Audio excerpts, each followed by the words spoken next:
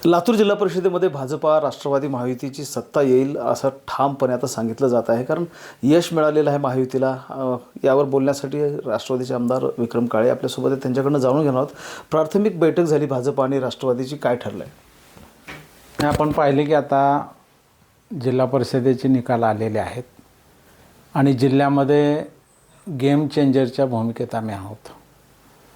परंतु राज्यामध्ये महायुतीचं सत्तेमध्ये आमचा एक प्रमुख पक्ष असल्यामुळे आणि आता आमचे नेते आदरणीय दादा स्वर्गीय अजितदादा पवारसाहेब हे आमच्यात नसल्यामुळं ही कमान आता आदरणीय सुनेत्राताईंनी स्वीकारलेली आहे। त्यामुळं पहिली बैठक आमची जिल्ह्याचे अध्यक्ष बसवराजजी पाटील साहेब आणि भाजपचे जे आमदार आपल्या जिल्ह्यामध्ये आहेत त्यांच्यासमोर झाली।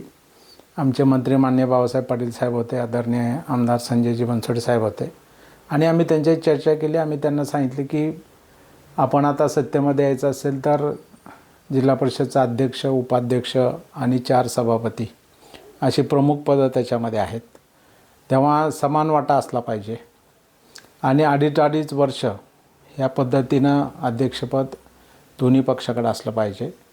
अशा पद्धतीनं त्यांनी आमच्याकडे प्रस्ताव ठेवला, आम्ही त्यांच्याकडे प्रस्ताव दिलेला आहे। त्यांनी सांगितलं की वरिष्ठांशी चर्चा करून आम्ही निर्णय घेऊ, पण आम्ही म्हटलं की आमचे पदभार नुकताच सुनेत्राताईंनी घेतला आहे, त्यामुळं पक्षाची पुढची दिशा असेल, राज्यात इतरही ठिकाणी जिल्हा परिषदेमध्ये आमचं संख्याबळ चांगल्या पद्धतीनं आलेलं आहे, तेव्हा तिथंही महायुती करावी लागणार आहे सत्ता येण्यासाठी। तेव्हा त्या सगळ्यांचा एकत्रित विचार होऊन हा निर्णय केला जाईल असंही त्या ठिकाणी ठरलेलं आहे। अडीच वर्षांचा फॉर्म्युला ठरतो आहे, म्हणजे एकमेकांसमोर भाजप आणि राष्ट्रवादीने एकमेकांसमोर अडीच वर्षांचा फॉर्म्युला म्हणजे द्यायचं ठरवलेलं आहे असं तुम्ही म्हणताय। मात्र सुरुवातीला अध्यक्ष कोणाचा होईल किंवा सुरुवातीला सत्ता कोणाची? नाही, आता साहजिक संख्याबळाचा जर विचार केला तर आमच्यापेक्षा थोडी संख्या त्यांची जास्त आहे भाजपची, त्यामुळे त्यांचं म्हणणं आहे की 2.5 वर्ष पहिला आम्हाला द्या।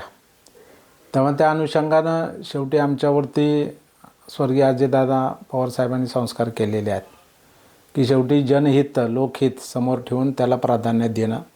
तेव्हा शेवटी हे सर्वसामान्य शेतकरी शेतमजुरांची ही संस्था आहे, त्यांचे जे काही दैनंदिन प्रश्न असतात ते या संस्थेच्या माध्यमातून सोडवले जातात, किंवा ग्रामीण भागातला विकास असेल तो सुद्धा या संस्थेच्या मार्फत केला जातो आणि एक प्रमुख केंद्र आहे। त्यामुळं निश्चितपणानं शेवटी जनतेचं हित लक्षात ठेवून पहिले 2.5 वर्ष का नंतरचे 2.5 वर्ष याबाबतला निर्णयसुद्धा आमचे वरिष्ठ घेणार आहेत। म्हणजे जवळपास आता 2.5 वर्षाचा फॉर्म्युल्यावर म्हणजे एकमत झालेलं आहे, त्याच्यावरती एकमत झालेलं आहे। महेंद्र जोंधळे, TV9 मराठी, लातूर।